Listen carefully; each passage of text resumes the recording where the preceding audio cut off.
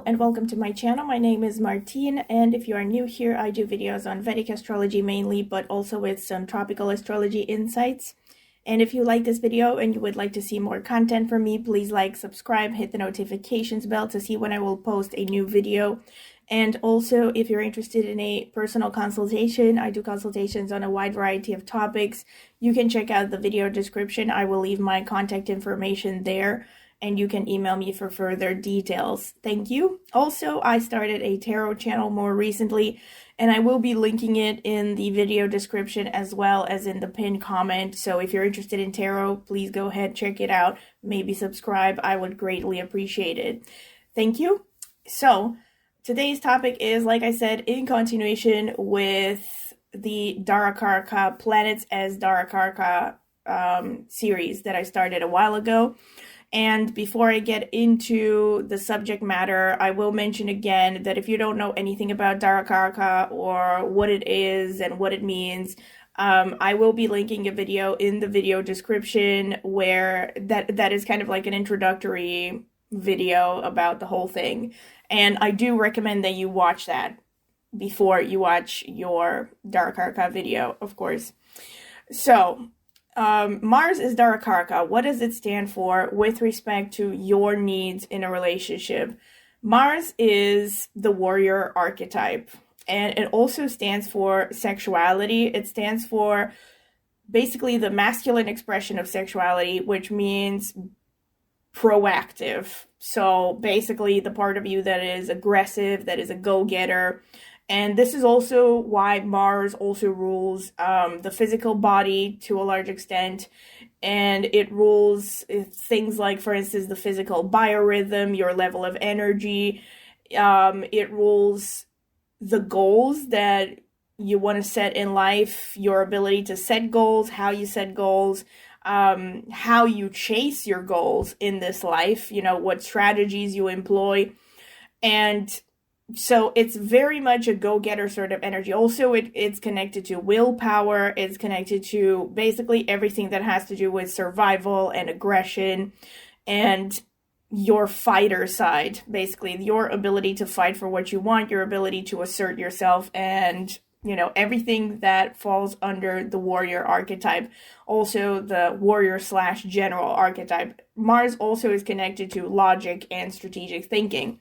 So basically, within a relationship, this shows that the most important thing for you is physicality and goals. So it's very important for you that, first of all, the physical aspect of the relationship is probably going to be quite important for you, in the sense that, you know, you're going to want someone that you can be sexually compatible with, and it's really important, right, that they are on the same page in this aspect. And it's also really important for you that you have goals together with your partner, that you know, you feel like you're both heading in the same direction. So like you have you want a partner that you can make some kind of a strategic team with, right? So you can be dedicated and devoted to each other and to the goal at large.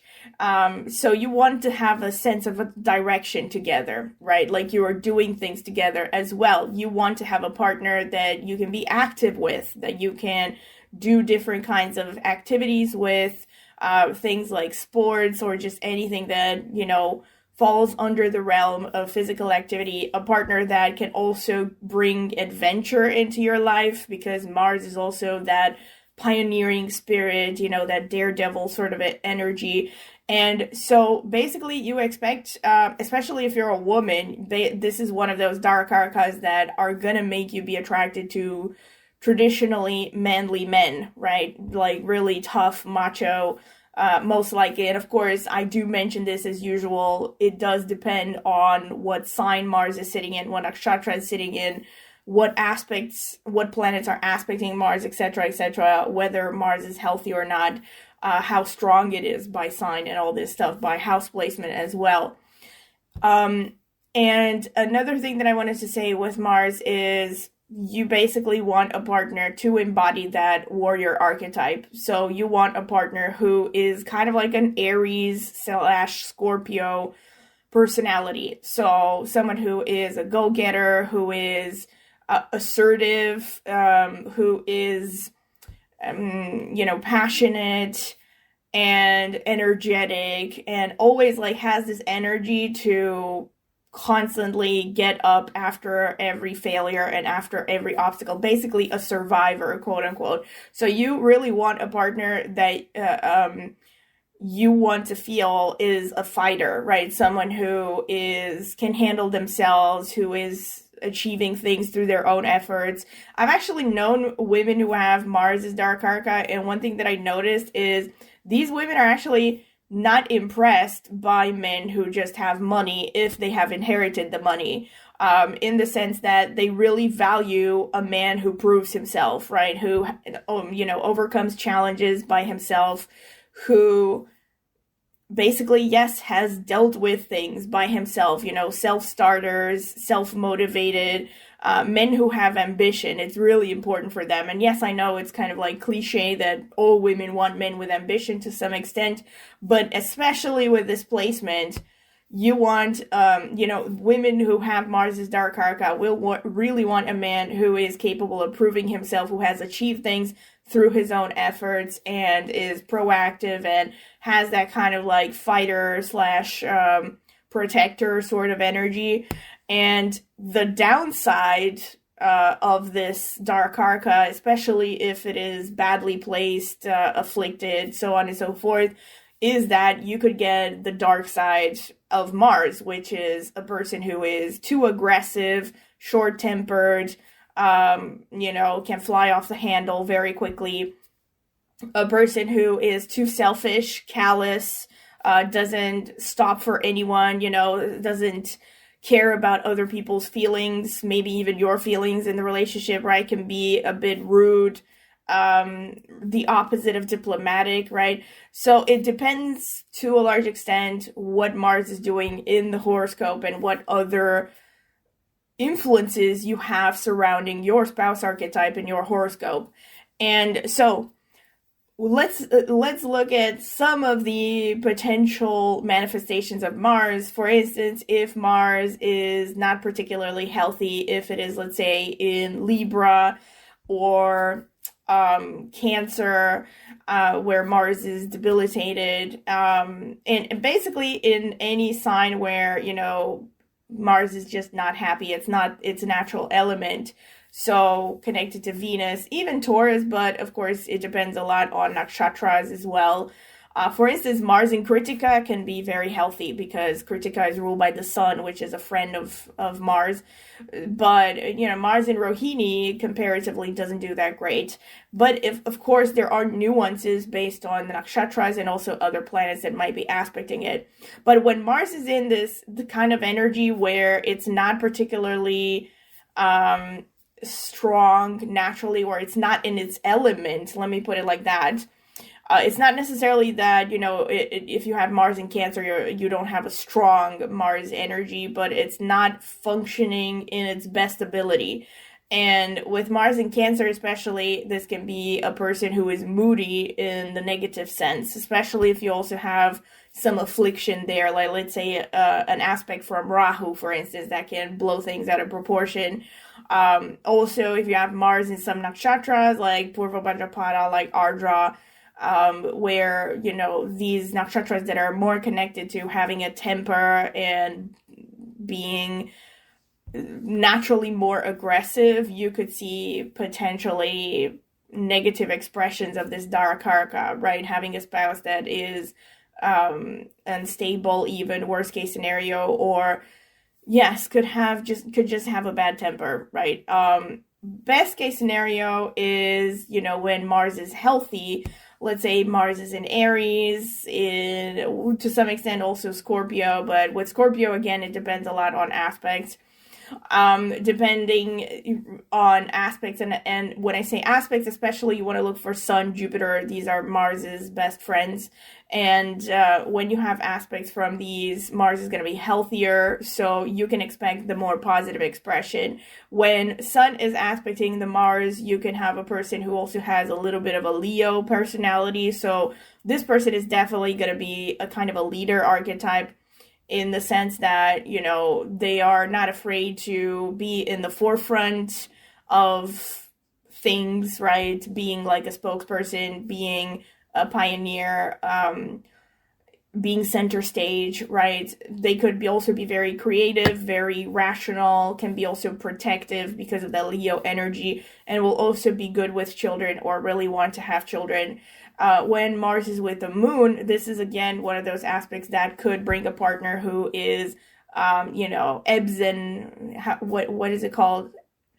Waxes and wanes, let me put it like that, like the moon. So ups and downs in their emotions, can be moody, and since the Mars is influencing the moon, can bring a partner that again might have a little bit of a temper, is difficult to figure out, unpredictable, that kind of thing.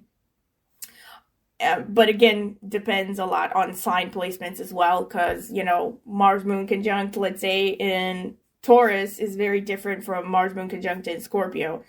Taurus will stabilize a little bit, right? So when Mars is aspected by Mercury, you're going to have a partner who is youthful, resourceful, curious, but with Mars and Mercury together can also again show a person who's maybe a little bit flirtatious at times, a person who is maybe a little bit scattered more than you would like them to be, but again, will depend a lot on sign placements and nakshatra placements and other aspects to this combination of planets.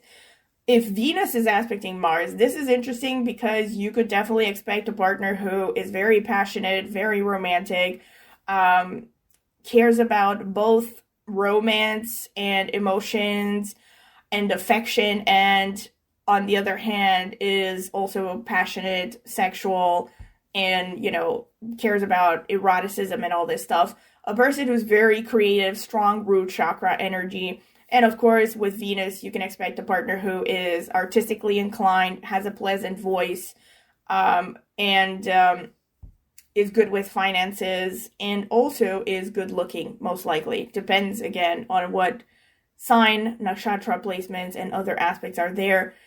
If you have Jupiter aspecting Mars, this is a very positive aspect because Jupiter is the great benefic, provided that it's in a decent sign. So Jupiter again can aspect by conjunction, fifth aspect, seventh aspect, or ninth aspect. So the strongest being the conjunction, of course. And when Jupiter aspects Mars, you can have a partner who is, very expansive, growth-oriented. It is going to be like a mix between a warrior and a teacher, mentor, even spiritual guide, sort of. So a person who is wise, educated, has a broader view on things, right? Is benevolent, optimistic overall, has a strong sense of faith in life and joy and optimism. So with Jupiter, really, you could definitely get a more positive expression of Mars. Even if it happens in, let's say, a bad sign, it's better to have Jupiter there than to not have it, or to have another more malefic planet aspecting. Because yes, Jupiter and Mars are friends, so Jupiter will tend to bring out the best from Mars. And also with Jupiter, this person is going to be more responsible when it comes to family duties. Because Jupiter, this is also why Jupiter is the husband archetype, for instance, in a woman's chart, according to traditional Vedic teachings, because Jupiter is about legacy, it's about teaching, mentoring. So there's that sense of responsibility towards kids and younger generations, and towards marriage, for instance, in general. Also why the ninth house is traditionally the connected to the marriage ceremony, right? The Navamsha is a breakdown of the ninth house, not the seventh house, even though seventh house is the house of marriage. But the ninth house is kind of like the higher expression of marriage, the religious commitment, the spiritual commitment. Okay, let me put it like that, not religious. Of course, for some people, it can be religious. basically it's that idea that, marriage is a mix between two people and the spiritual, as it were. So there has to be like a sense of faith in a higher plan, and like you're doing the work of a divine plan by coming together as a couple and creating a family and all that, right? So it mixes marriage and the practical aspects of marriage with faith and a spiritual practice, basically. So this is why, Mars with Jupiter is a great combination. And when Mars is aspected by Saturn, this is again a little bit more complicated. Saturn can be controlling, especially with the conjunction and the opposition. Saturn can be a little bit controlling, can show a partner who might try to restrict you in some way, as in, basically control you, restrict, control, somewhere along those lines. A person who doesn't like to take too many chances, and can also be a person who is very not romantic if there aren't other aspects that say otherwise. This is not a particularly romantic combination. So this can be, a person who, on the other hand, can be very dependable, but in the really bare rocks sense of the word, right? So without expecting too much fuzzy feelings and warmth and cuddles and, but this is the person who will drive you to the hospital in case of an emergency, right? They're going to be there for you and all this stuff. And also it can show a person who is more mature, even in age, but at least in outlook than you are, and can show a person who's really good with administrative work and planning, and is also a person who's really patient and has a lot of endurance and a lot of stoicism as well. And is hardworking and disciplined as well. Where was I? Yes, so, and if Mars is aspected by Rahu. If Mars is aspected by Rahu, like I mentioned, this is not a great combination because, well, I also did a separate video, but I talked about Mars Rahu in synastry, and it's kind of variations along those lines. If you watch that video, you're going to pick up some themes of this combination. It's not exactly the same, of course, but because this is happening in a natal chart, so there will be potentially a tendency for an even higher tendency. In fact, I would say the highest probability that you attract a partner with a short temper is probably with Mars-Rahu conjunction, because Mars is aggression and Rahu tends to blow things out of proportion. Everything that it touches will be kind of magnified in a sense. So, but of course, don't panic because, nothing's going to happen without your willpower. So if like you're dating someone and you don't like their personality, the stars are not going to force you to marry this person. You still have the ultimate decision, right? But where I was going with is Rahu aspecting Mars can, on the one hand, show a person who is short-tempered, can show a person who it can be really moody as well. On the other hand, on the more positive side, can show a person who is extremely ambitious, especially when you have the conjunction. So with Rahu, you want to look for a conjunction, fifth aspect, and ninth aspect, not the opposition, because the opposition means that it's conjunct Ketu. And I'm going to get to that at the end. So especially when Mars is with Rahu, can show a person who is extremely ambitious materially, wants to succeed socially, can even be a person who is very innovative and pioneering, especially, can be a person who is very much into technology and non-conforming, right? So very independent, does their own thing, is not afraid to ruffle feathers or to, go against the public opinion or the general consensus of how things should be done in any aspect of life. And again, this could have both positive and negative implications, as you might imagine. But with Rahu aspecting Mars, you can expect a person who's definitely, at the very least, somehow non-conforming. And of course, it's also one of those aspects that can potentially show you could end up marrying a person from a foreign culture, foreign land, foreign religion, or someone who is just a very unorthodox marriage partner for one reason or another. I also, again, I'm going to be linking the related videos in the video description because I did this video, I forgot what I called it, something about big age gaps in relationships. I also touched upon this topic there more in depth, that Rahu can just show anything that is non-conforming in different ways. So something about your partner might be really different than average and somehow stand out in the sense that people will, raise eyebrows as to why are you with this person, or why is this person with you, right? You might make some kind of unconventional couple. And when Ketu, last but not least, when Ketu is aspecting Mars, when Ketu is conjunct Mars, this is a person who has a lot of impulsivity. So this is a person that you really need to, you need to watch out for them, because this is a person who might be accident prone and will have, on the one hand, a very, very strong willpower, a very strong, indestructible, almost bravery. Like, this is a person you can definitely count on in case of an emergency. But this is also a person who can be impulsive. This is one of their darker sides, in the sense that they can really miscalculate all the risks of a certain situation, and they might throw themselves headfirst, or they can even be reckless. Again, will depend on sign placements, house placements, other planetary aspects involved in this combination. But Ketu can also make this person have very good instincts. So they might have this really good, intuitive, instinctive ability to know when to act, to know how to read situations and make the most of them. This can also show a person who is maybe a little bit, focused on the spiritual / occult areas of life. It depends, again, to a large extent, on what else is happening over there. Can also make a person to, again, worst case scenario, can make a person maybe a little bit